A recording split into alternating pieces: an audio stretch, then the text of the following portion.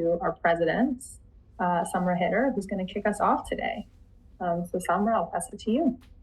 Thanks, Pam. Hello, everyone. Thanks for joining us on a Friday afternoon. I'm honored to welcome you to this important virtual event hosted by the Center for Employment Opportunities, or Excited to pass it off to our president, Summer Hitter, who's going to kick us off today.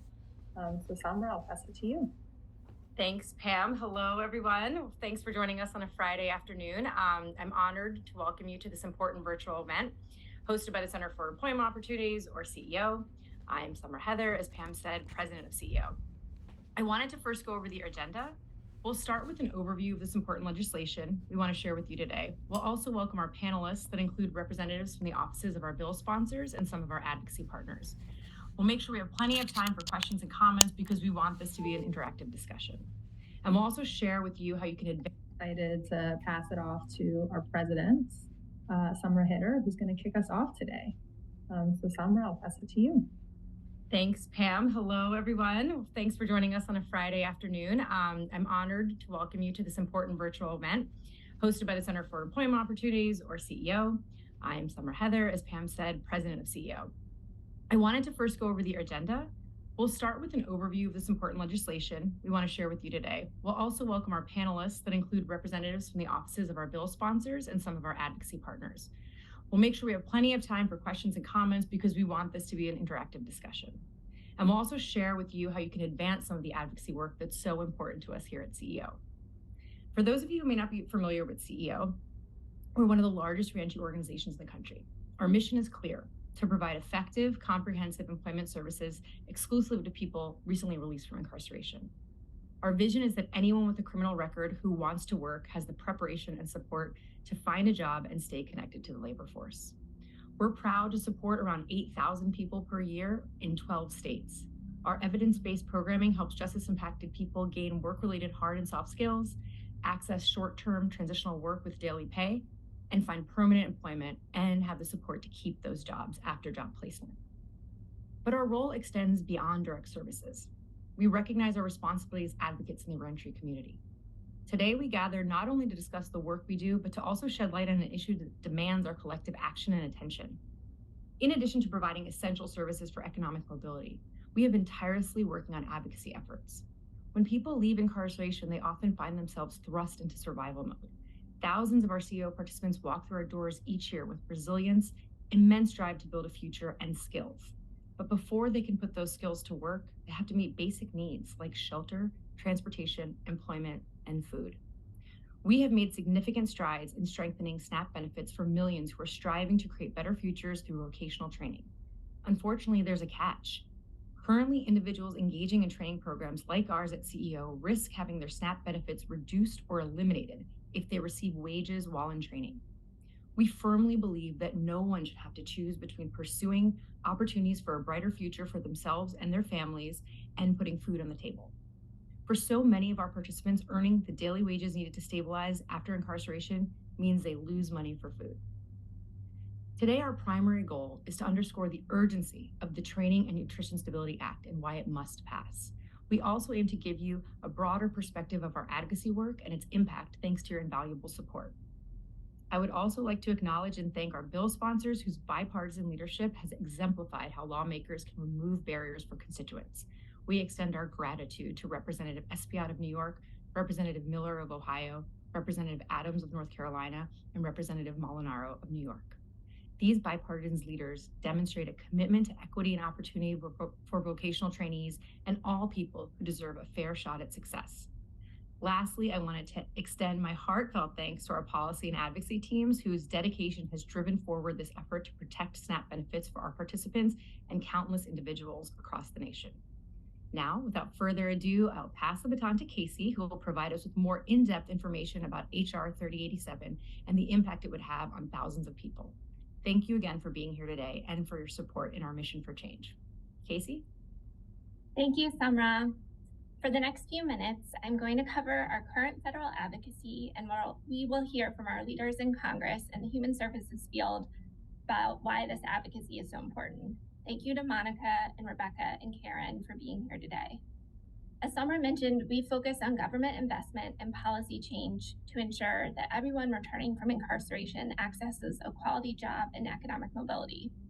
CEO is able to be effective for policy change due to our program expertise in 31 cities across 12 states, as well as the fact that we serve individuals returning from incarceration who are experts, and they can tell lawmakers exactly what justice-impacted individuals need to be valued members of the workforce. Currently, our most pressing policy advocacy is to strengthen access to food security and employment training through the Supplemental Nutrition Assistance Program, or SNAP. It's our nation's largest program to help individuals purchase food. Participants consistently tell us that access to SNAP benefits is extremely important during reentry, and this is for 3 reasons. 1, SNAP benefits allow participants to purchase food during a critical time when they are returning home and don't have a job yet. And second, through SNAP, you can actually access employment and training, or as we call it, it's known SNAP E&T, with organizations like CEO. So we are an E&T partner in all of our states, which means we are reimbursed for the costs of providing employment training to participants who are receiving SNAP. SNAP E&T funding has allowed us to open offices in new sites, offer more advanced credentialing, and higher wages. So finally, SNAP E&T is one of the best workforce programs for people returning home because it provides the right training for individuals facing barriers to employment, and it also offers wraparound services. So every 5 years, Congress takes a look at policy change for SNAP and what's called the Farm Bill. It's in the news a lot right now because Congress is working on the next one. But actually in the last Farm Bill in 2018, Congress strengthened E&T by allowing SNAP E&T participants to be paid for the first time when enrolled in SNAP E&T. Bipartisan leaders recognized that people who need SNAP support can't step away from the workforce to gain skills without a wage for that training.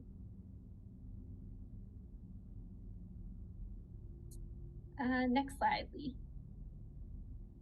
However, there's a technical problem now in SNAP policy with a big unintended consequence.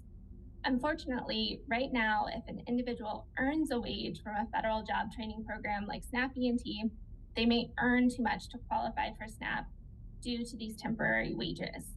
They may lose access to job training in SNAP E&T actually due to the very income that they're now earning from E&T. So in other words, with each additional day in a month a participant works a transitional job or receives a wage for pursuing a commercial driver's license, for example, their SNAP benefits are reduced due to that income, and sometimes they end altogether. So when people are starting their training at CEO, we don't want them to even have to think about this. We don't want them to have to make a choice between pursuing the training needed to ensure their long-term success or keeping the security of being able to feed themselves in the short term. This is why we're here today. We are asking Congress to disregard workforce training wages from SNAP eligibility so people keep their food benefits and have all the support they need to get a quality job. As I said, this is a very timely issue because Congress is currently negotiating the next Farm Bill and will hopefully pass it in the next year. To ask for this policy change, our efforts have included a lot of different grassroots advocacy. Hundreds of meetings with congressional offices. We were invited to speak at a Farm Bill listening session by Mr. Thompson, the chair of the House Agriculture Committee, who that committee will be writing the Farm Bill. More than 100 reentry groups, food security, and training partners have asked for this policy change with us. And most importantly, participants have related their stories through directly contacting their members and talked with public officials directly at site visits at CEO. So all of that has culminated in very exciting progress for this policy change. In May, we were so excited that Representative Espaillat, joined by original co-sponsors, Representatives Max Miller, Adams, and Molinaro, he introduced HR 3087. This bill will do exactly what we're asking for. It will disregard training wages earned in a federal workforce program from counting towards SNAP benefits. due to the hard work of these champions, who you will hear from in a minute, the bill now has 5 Republican and 5 Democrat each co-sponsors, as well as bipartisan interest in introducing a companion bill in the Senate. So we're really excited about this progress. As Congress negotiates the current Farm Bill, these legislators will be asking staff to just basically take HR 3087 and drop it into the Farm Bill and include it in that legislation. If this happens, it could impact up to 750,000 individuals who are currently participating in federal workforce training programs. This would be a huge impact, and it would allow individuals more access to advanced training. It would incentivize organizations like ours to offer higher participant wages, and it acts as a capacity building tool for other quality training providers to leverage. So that's the background in HR 3087. I now wanted to turn to our guests, and I'm going to turn to Monica Gray first. She's the Legislative Director for Representative Espaillat, our main champion for this legislation. Monica, you've been leading on advocating for this SNAP policy fix, I think, for 3 years now. I was wondering if you could talk about what interested Mr. Espaillat in leading on this issue, and how will it strengthen SNAP and workforce training for your constituents and individuals with barriers to employment across the country? Absolutely. First, want to send my heartfelt thank you to the entire team at the Center for Employment Opportunities. As Casey mentioned, we have been working on this for about 3 years together. Especially Casey and I, we've had several calls over that time period, from the inception of the bill itself to bill text to garnering bipartisan support, and also working with Agriculture Committee in getting it into the Farm Bill, which we're hopefully going to have text on very soon. So I just want to first introduce myself. My name is Monica Gray. I'm the Legislative Director for Congressman Espaillat, representing New York's 13th Congressional District. If you know New York, that represents the Bronx, Washington Heights, Harlem, El Barrio, and Dyckman. Our district dynamic, we have about 760,000 people. 28% are below the poverty line, and we're actually among the 3 top congressional districts that rely on SNAP benefits. 28% of our households, or 81,000 people, rely on SNAP in New York 13. So this issue is very important for the member, because a large portion of his population, his constituency, rely on not only SNAP programs, but also employment and training programs to help them achieve self-sufficiency. So when we first heard about this issue through, as Casey mentioned, a technical error that happened in the 2018 Farm Bill, the congressman was quick to act and wanting to be helpful given that district impact. And we had a lot of conversations with experts on the ground, with council, seeing what would be the best way to do it and a way that we can address it in the upcoming Farm Bill. I also want to take a second to underscore the importance of getting it across the finish line at this juncture. So the Farm Bill only happens every 5 years. It's a matter that Congress passes, and it oversees national agriculture, nutrition, forestry, and conservation policy. And there are major significant investments, SNAP being one of those, the National School Lunch Program, et cetera. But for the purpose of today, I'll just focus on SNAP E&T. And going into more of why the congressman wanted to lead on this issue, given his constituency impact, is, as Casey mentioned, 750,000 people will benefit if this bill is passed in the upcoming Farm Bill. In New York, we have a 5.3% unemployment rate. And as you all know, many cities across the nation are a tale of 2 cities. And for us, we know that this would really benefit a lot of New Yorkers who are trying to achieve self-sufficiency and also want to keep food on the table. We should never be putting the most vulnerable at risk of having to choose or make that difficult decision of choosing between nutrition benefits or employment, when they should definitely have both until they're on their feet. So that is a few reasons why the congressman was very passionate about leading. And I also want to add that this week are 2 very important legislative conferences happening in Washington, D.C. One is the Congressional Hispanic Legislative Conference and the Congressional Black Legislative Conference. And I can tell you that nutrition and workforce training have been at the forefront of a lot of those policy conversations as well. So now where we are in conversations is working with the Agriculture Committee. And I know Casey and the entire team has also been very engaged. And my colleague Karen, who is also on the line, has been a tremendous partner. It has been such a pleasure to work with her and the entire Max Miller team. So we're hopeful that we're making good progress on the Farm Bill strategy that we currently have going. And I look forward to hopefully meeting with you all in a year from today, having this have passed and talking about the impact and looking at that granular data when the time comes.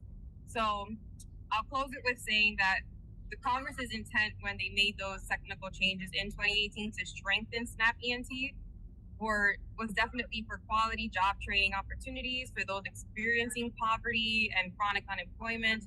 And that is something that we want to make sure we address in the upcoming Farm Bill so that we can make sure that folks, again, have that quality job training opportunity and nutrition benefits that they deserve, especially for our most vulnerable communities.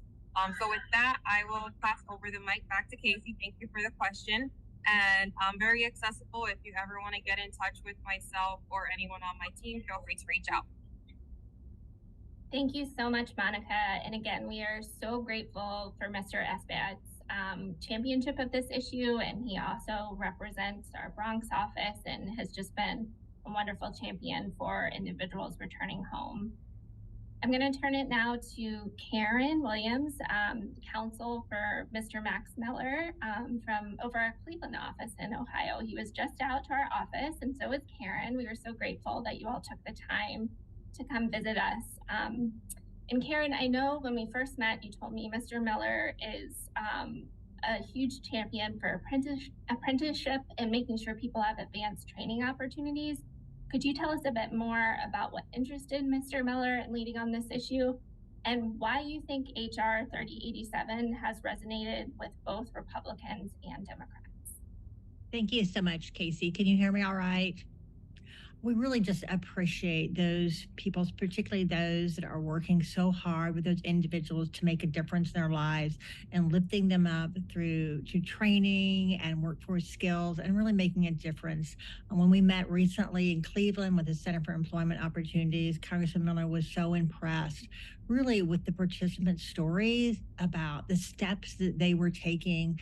They were all because of training efforts such that you're undertaking to give them the skills to enter the workforce, the reinforcement along the way, the training, and again, the comprehensive set of skills you're able to provide these individuals and their families to move towards self-sufficiency and economic independence. And I think number one, that is really the primary reason, because the primary reason that we are just honored to be able to support the Training and Nutrition Stability Act is, again, number one, because of the vital impact of training and workplace skills.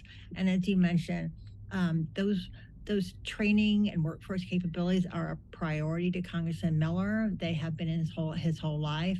He's seen what kind of difference he can make, and he also recognizes the critical role that workforce and training and labor can make in the communities to fill all these workforce challenges we're also seeing around the country.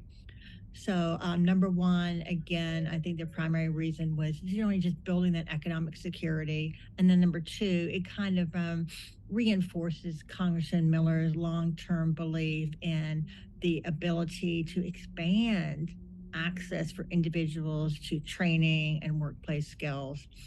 He really appreciated the opportunity to work and meet with many of the participants in Cleveland about a month ago. It was amazing. I think we were all really impacted from that, and I think more bolstered than ever to get this across the finish line. And as Monica said and Casey said, we have been working closely with the House Agriculture Committee over the last several months.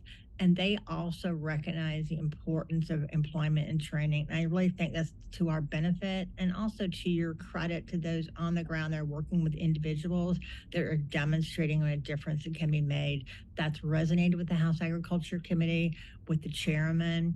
And so we're working with the committee and others in Congress to move it forward. Most recently, we're also working with the Senate. There's been interest in there as well, strong interest. So we're working to facilitate that movement and that body also. So again, I just want to thank you, reinforce our support. We'll be continuing to work with you as the Farm Bill moves forward. I don't know if you talked a little bit about timing for the Farm Bill this year. I know that's always a challenge.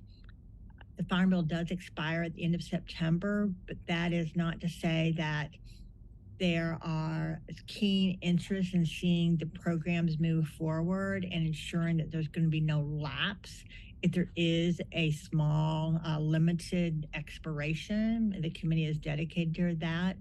And in working with the chairman of the House Agriculture Committee in the last couple of weeks, he has indicated that they're working with the floor of the House of Representatives to move backwards. And when there is time on the floor, potentially, and don't quote me, in November, the House Agriculture Committee would move backward a week or two. So we could potentially even see a markup in October.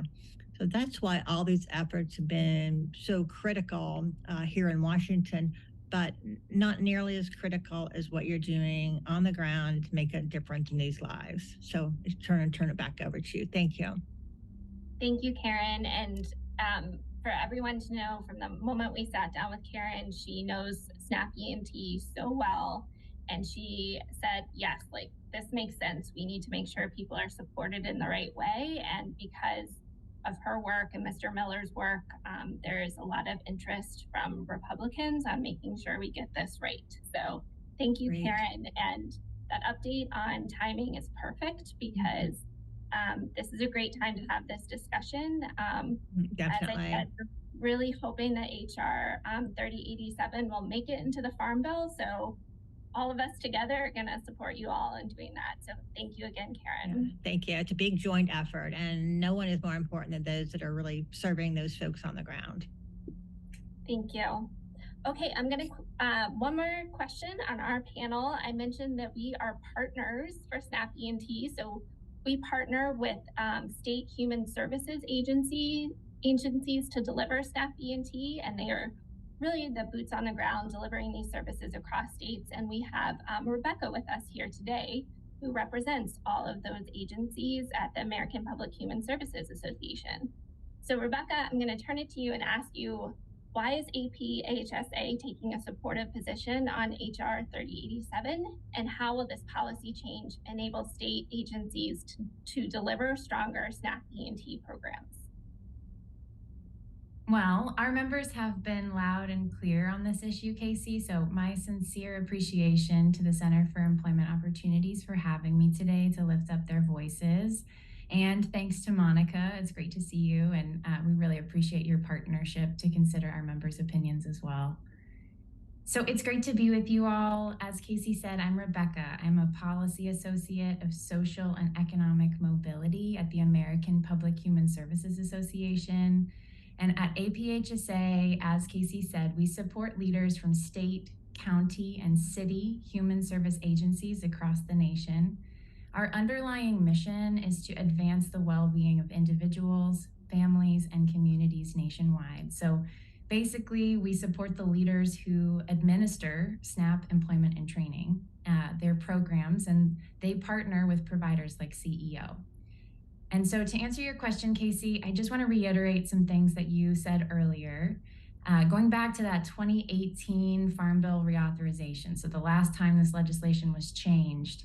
And as you said, that made some exciting changes in that last cycle, which included the addition of subsidized employment, apprenticeships, and work-based learning opportunities as eligible services to provide through SNAP E&T. And so As skilled employment opportunities abound in trade and technical positions right now, this change made the way for stronger E&T programming because it offered a chance for SNAP E&T programs to continue to connect into the broader workforce development system. So that SNAP E&T programs could start partnering or better partnering with nonprofits, community-based social service providers, community colleges, workforce agencies. And as I work with our SNAP E&T leads, I hear our members talking about the hard work that they're doing to build pipelines and connections like those in their states. So they're trying to develop things like learn and earn model programs, subsidized employment that includes on-the-job training, pre-apprenticeships, apprenticeships. But here's the catch. With the 2018 legislation in place right now, states are not able to make robust use of the changes because participants would face a major benefit cliff if they were to receive those subsidized earnings, like you said. So here's how that would work, right? They receive SNAP, so they enroll in a work-based learning program, and in that they make a reasonable wage, right? Well, then the next month, participants' food benefits are reduced, or in extreme cases, they would even just be no longer eligible for their food benefit because of their new wage. If they're no longer eligible for their food benefit, they lose their SNAP employment and training program, right? So their enrollment in the work-based learning program can lead them to not only lose their food budget, but also make them lose their upskilling training.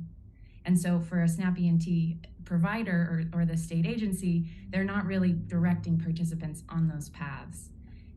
So while I'm on this point, I do just want to quickly note, I think it's helpful to mention that our members' ideal preference would be for a consistent standard that would disregard SNAP participants' subsidized wages, regardless of the federal funding source of the work-based learning program. So SNAP participants could receive training through TANF, training through WIOA, through vocational rehabilitation, refugee employment, or with a consistent disregard in place, they would not lose their food benefit while receiving training, even not from a SNAP E&T program.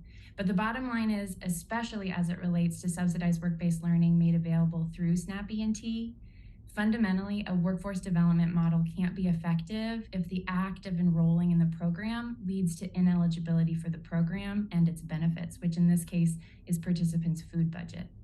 Transitioning off government assistance should not create such a risk for SNAP participants.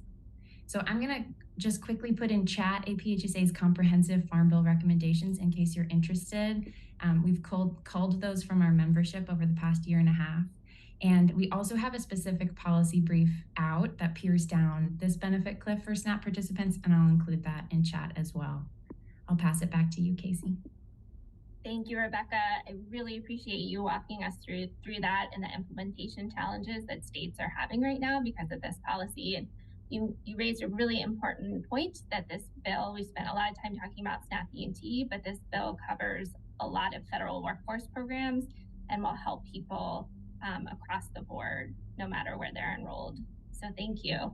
And I just want to thank this panel one more time. Monica and Karen might have to jump early. I don't know if you all heard, but things are a little busy in Congress right now. So thank you all for joining us. I hope you can stay because I am going to now hand it off to my colleague, Kenneth Edwards, and we're going to turn our focus to some very important advocates and experts who have some personal perspectives on the issue of food security.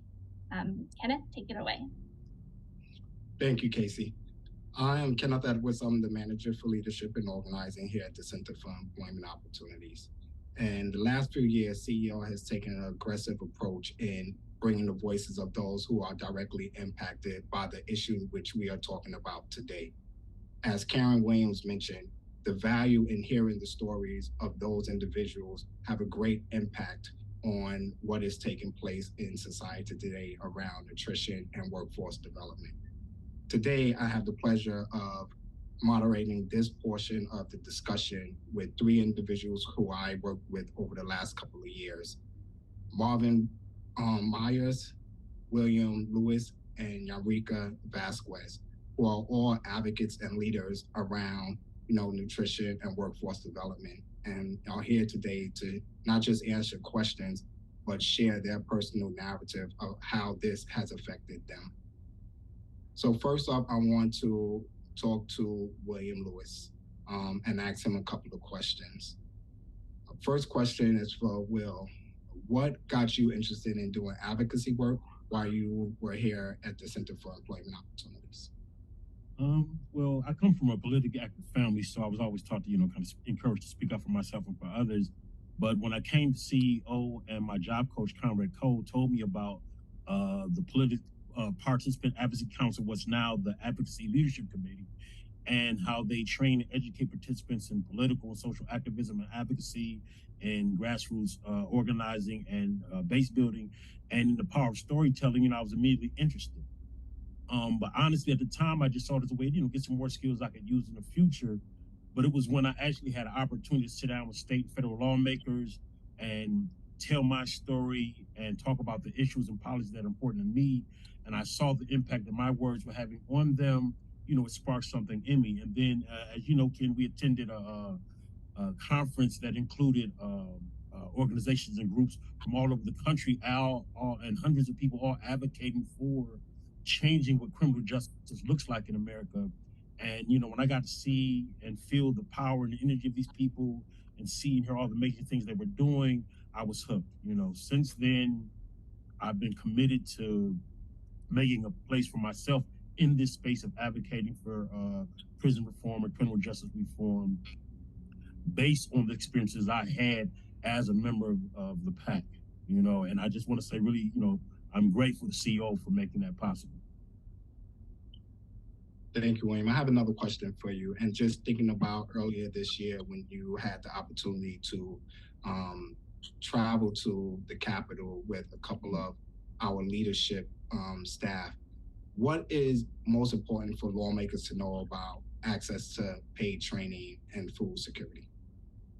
For me, I think the most best thing I could say to really emphasize how important these things are for people like myself or returning citizens is to say that my story wouldn't be possible without the paid training I received as a participant and CEO and the food security I had from the SNAP benefits I received from the state while I was getting that training. And even though my benefits were in fact cut because of the money I received through transitional work, it still gave me enough that, I made sure I had breakfast, lunch, and dinner every day. And, the paid training made sure that when things came up, I was able to deal with them. Like, I get sick, I could get some Dayquil. Or I think one time I got poison ivy and I had to get some cortisone cream. But, make sure I could, be at the job and be at my best. But, there's just 100 things that come up that, having that money every day helped me deal with. Having that food security and SNAP benefits gave me, I didn't have to worry about that. And again, I'm one of the lucky ones because, I have a supportive family that was helping me, support me till I got on my feet.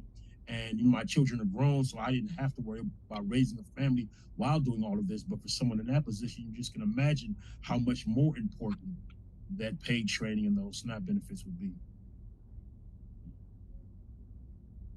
Thanks, Will. I want to shift it to the other two panelists, but thank you for those answers. And to Marvin, I want to ask you the same questions like, here at CEO, what got you interested in doing the advocacy work?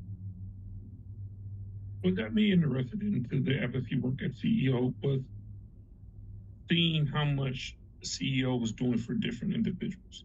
The concept and the understanding that CEO is one of the only organizations that come down to your level of people coming home. And most of the ones who's worked in CEO have experienced what we've went through, and I don't have to dummy myself down, or I don't have to figure out the proper words to say to this person. I can say exactly what I'm saying, and they understood what I meant. They didn't take it out of context because they've been there, they've experienced it. And the ability for someone to experience what I've already went through and then show me, hey, we have these things over here that we can help you with, it really opened the door for me. So that's what, when I went to CEO, I'm able to get in there and start talking to people and getting on that level of understanding and giving my thoughts and my concerns to them. And then they're showing me the right way of being able to become a better citizen. Thank you. And I know that you was also a part of our policy committee last year, and we touched on some of the, paid training and food security. How important is it for the lawmakers to know about the access to these two from your standpoint? Thanks for the question. From my standpoint, they are very, very important. For the simple fact is, it's the E&T side that helped me get my CompTIA ITF certification and my A+ certification while I'm through as CEO. But then also it was able to help me being able to know that, hey, while I was getting this training and stuff, I was able to eat. I was able to not worry about, am I going to be able to do this? Or can I get something else to eat or to pay my cell phone bill? See, a lot of these things that a lot of people don't realize is that technology is something that we need on a daily basis. So these bills are not going to stop. How can I take care of this, plus go to school and be able to eat all at the same time? These things, you may not really look at it from that standpoint, but these are things that hit us on a daily basis. So having the ability to go through CEO, get the SNAP benefits to eat, and then take the E&T side to get training so that now where I am now, I was able to take that training, start my own company, start hiring other CEO employees, participants, and make them better in society. These are things I would not have been able to do without the SNAP E&T or the training or the educational things that CEO has done for us. Thank you, Marvin. I think I heard earlier and what you said also just now about individuals having to make drastic decisions, whether they, put food on their table or they go, on a job interview. These are things that a lot of society are not aware that individuals have to do every single day. And that's why we're here today having this conversation. And Next, I'm going to send it to Yami. And the same question is, Yami, I've known you for a few years now doing advocacy work in the state of New York. But what got you interested in doing advocacy with CEO? I became interested in advocacy when I got an invitation by none less than you.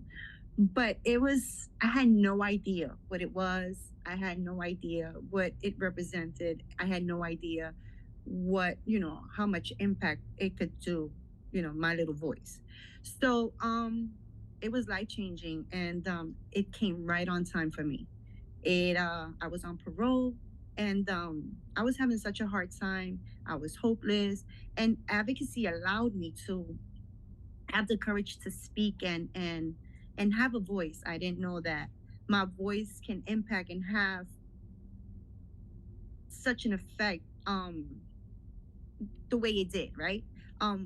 One thing led to the other, little things like being interviewed at a podcast about my situation, my situation with parole, and for the Less is More bill.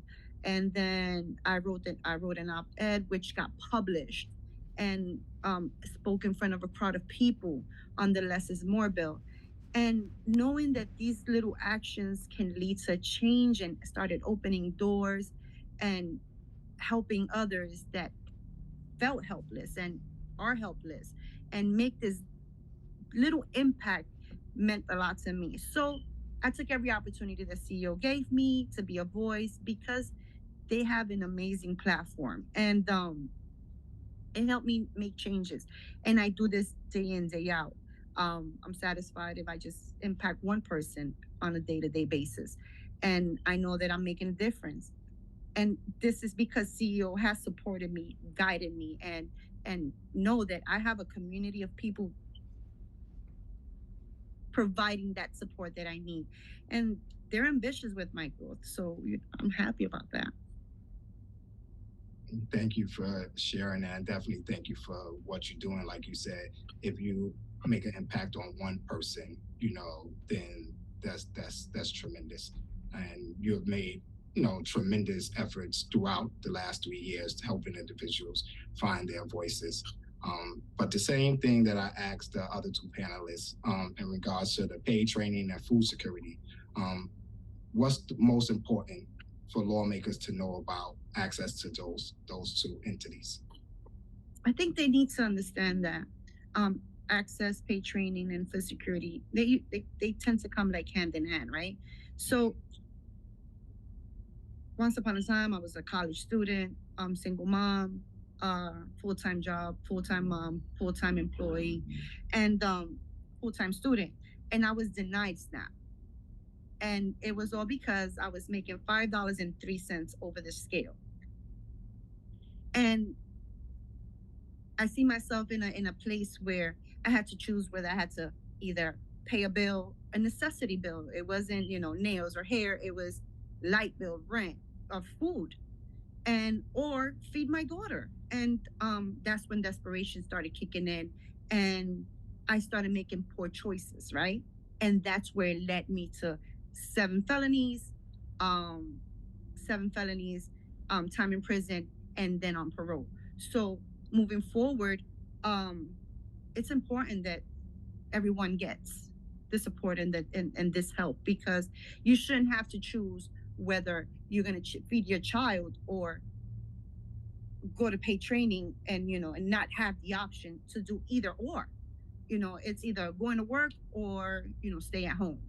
And it was no way out of that. So yeah, I think with that, it reduces, it can prevent so much um hardship on people, and it reduces recidivism at the end of the day. Thank you, Yami, and thank you for sharing that, and all of you for sharing your personal narrative.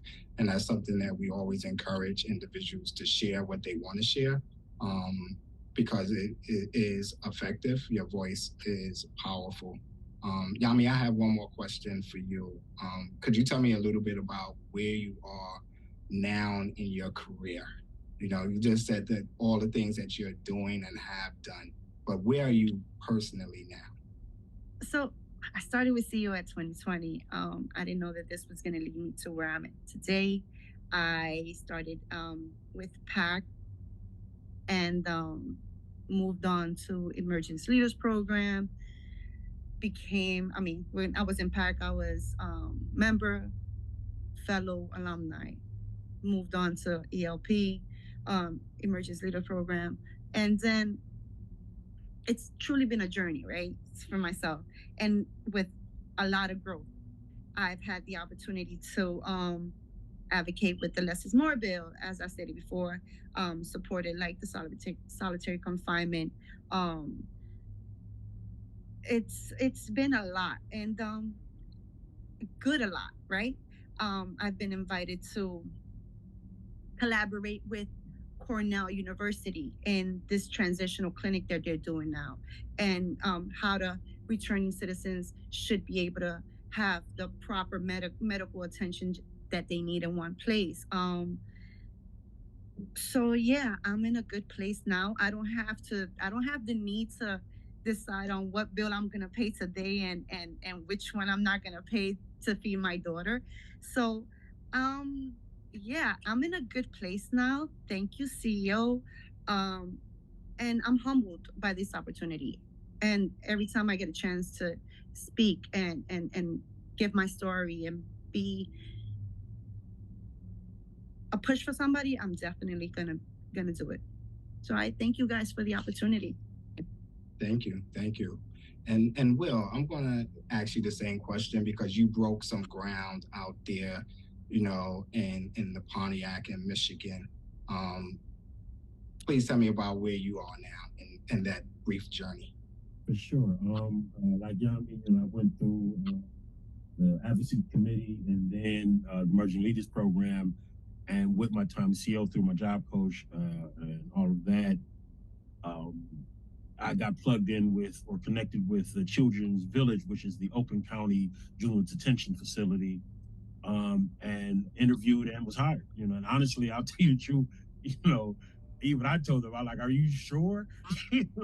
But, they definitely saw, I have a sincere desire to help others. Like I told them in my interview process, I learned while I was incarcerated that I'm at my best when I'm helping others. And working, my journey my involvement with the criminal justice system started in the juvenile hall. So to be working with these kids, day-to-day as youth specialists, I work directly with the children, who get trauma impacted, traffic, all kind of horrible things, and help provide them with stability and structure they need. And I'm part of the treatment team there that we develop and implement their treatment plans to meet the individual needs of each child. And, and it's a great feeling, it's a great thing. Hopefully, like Yami said, if I can, touch one person, help one person not, make the same bad choices I made or not follow that path, and to let them know that there is light in the tunnel, there is a way out, a better way, to a future where you can be self-sufficient, independent, and free, Yeah. That's a great thing to do. And like I said, again, it's all possible because of my time with CEO. Thank you, Will. Thank you, Yami. And we're going to wrap up by asking the same question to Marvin, because he expressed how he now has his own business. And just to briefly, Marvin, tell us about where you are now in your career. In my career, when I came home, I didn't know which way I was going to go. My background is a paralegal, but I started a cleaning company through CEO, and I go back now and I give back by actually hiring second chance individuals and giving them a second chance, letting them know and seeing and letting them see that where you were, I was there, and letting them know that, hey, if I could do it, you can do it. But it would not have been possible without the SNAP. It would not have been that possible without the E&T, because now I'm able to do the ITF certification, get the A+ certification, and use these things to propel everyone else forward. Because I've always learned, if you don't know your past, you don't know your future. But I know that my future is what came out of my past. And if I can get someone that was having bad situations and have bad issues and show them that there's a better way, an easier way through CEO, through what I've done, and get them a job, give them something, and give them a hand up, then they're able to make the right decisions and not make the same mistakes over and over again. So I'm very humbled by everything that I received with CEO and from the people that I've met. Some really good people from all over this country that I will always be friends to. And because they're always constantly keeping me accountable in my actions and in my ways to be better. So that's what I'm always grateful for. Thank you, Will. And I want to thank you all for being a willing participant on this panel today. As we always say, your voice matters and your voice is loud and should always be heard, never silenced. Thank you for being advocates and champions for this particular bill. I know that it directly impacted you, and you all have also benefited from in some way, fashion or form. So I thank each of you for being here today. And now I would like to pass it over to Pam Latchman. Thank you, Ken, so much for facilitating a phenomenal panel, and Yami and Will and Marvin, thank you all for just incredibly inspirational words. And thank you again to Karen and Monica and Rebecca for all of your work on this issue. And we have a few minutes for open question and answer. So if anyone has any questions that you'd like to ask any of our panelists or any of our team at CEO, we are open to any.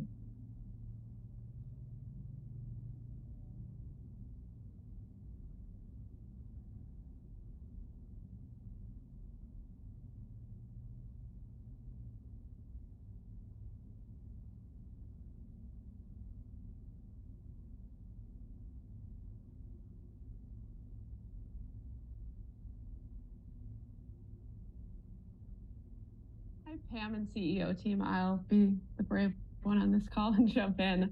I have a bunch of questions. So one, just thank you all. Thank you to CEO. Thank you to your partners. Thank you to trainees and participants. I'm curious if you can actually just take some of us back a little bit and explain sort of how and when in CEO's work in history did sort of a policy committee come to be? how long we heard sort of this has been 3 years of a partnership. I think we are seeing, locally and nationally, a movement to really center the expertise of those with lived experience in policy work. But I just think it's really, really important that we understand sort of where did this fit for you as an organization? Where did this specific sort of legislative effort, sort of what was the time horizon for it and the patience involved? And then just any kind of line of sight you can give us into other priorities that your policy committee has identified and sees out on the horizon. It's a fantastic question. Thank you so much for it. And I'll start and would love my colleagues to jump in as well, because it's been a long journey. But I think our policy and advocacy work really started in earnest about, it dates back many years, but we formed a team that was really dedicated to policy and advocacy work for the first time about 5 years ago. And as part of that work, we started to look at what issues are most important to our program participants. What are they calling out as, the issues that are most directly affecting them in their journeys? And we realized we needed to have a team and a focus of advocacy work that they could really lead. And from there, starting about a little over 3 years ago, that was where our advocacy and organizing team started and grew, and the work that you heard, Ken and Yummy and Will and Marvin talk about really started in earnest at that point. So we have a number of different avenues for that advocacy leadership work, which we would love to have a whole hour-long event on. But the issues that our committees have identified as really critically important. One is obviously access to SNAP benefits, access to food security. You heard a lot about that just now. All of the different barriers that exist to accessing quality jobs. So whether that's access to training that actually positions people for those jobs, access to the jobs themselves, and anything that gets in the way of people actually achieving that kind of economic mobility is an issue that we hear across the country and that our advocates want to work on. And then really, third area is just in the context of really just investment and reinvestment in the people, as opposed to some of the more broken aspects of our system. And as part of that, really making sure that individuals have the kind of financial support and resources from the moment they come home from incarceration. Is those are sort of the summaries of like the major issues that we work on. But anyone else who would want to add any other context on the history of this, that would be most welcome.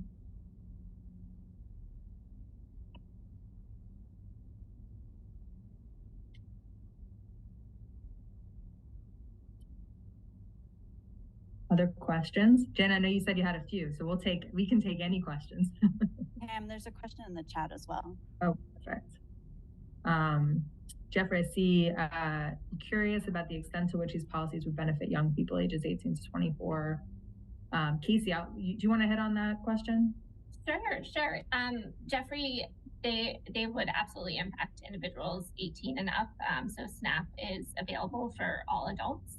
And in fact, community colleges are a big SNAP E&T partner, and their students have access to SNAP through their employment and training partnerships. So they've expressed a big willingness to see this policy change happen, and particularly want to make sure that the young adults in our program have the stability and access to the training that they would like to pursue, and access to SNAP as well.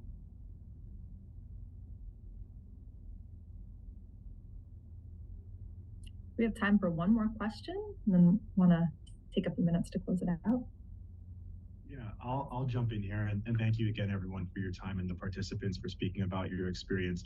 I'm curious, when you think about advocacy, how do you balance making the language of what the bill or legislation will look like for that politician or advocate to carry it through versus, public awareness of these issues and building the social political capital that will allow legislators to move on an initiative like the one you're working on now with SNAP?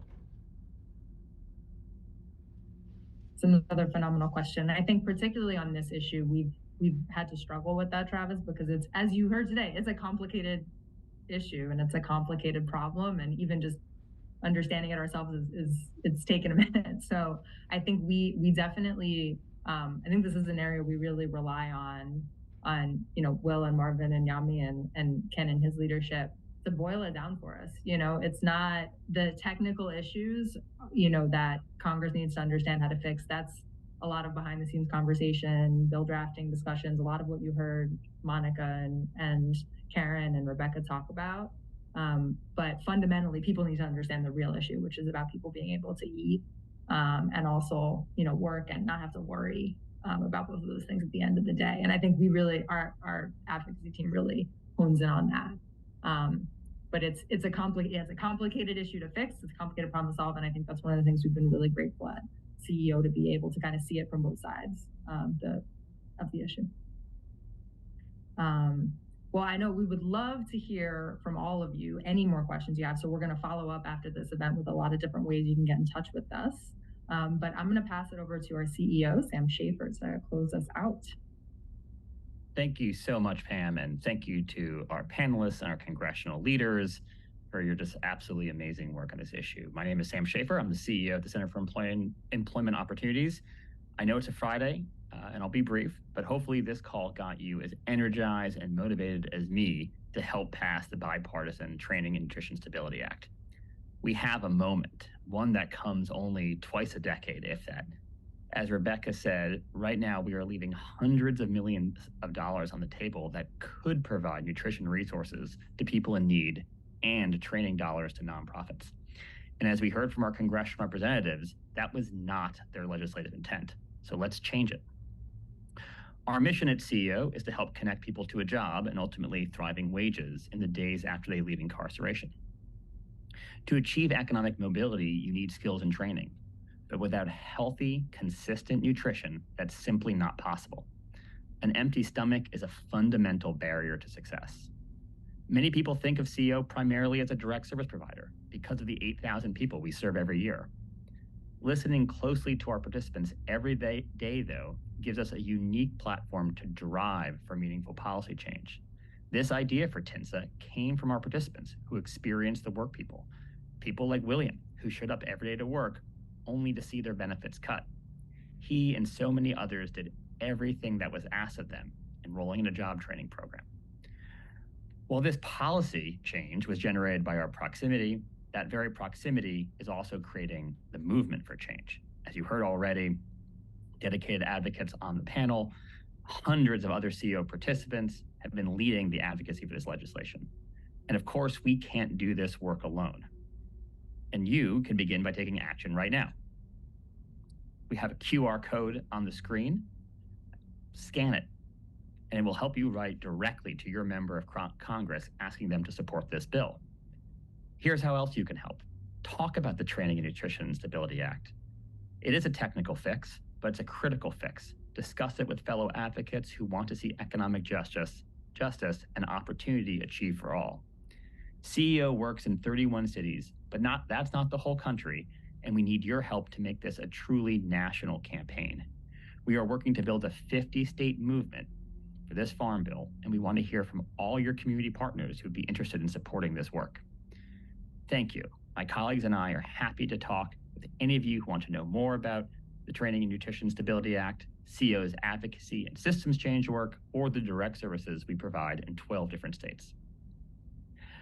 I know you took an hour on a Friday, and that's no small commitment. I'm grateful you came. Your partnership makes everything we do possible.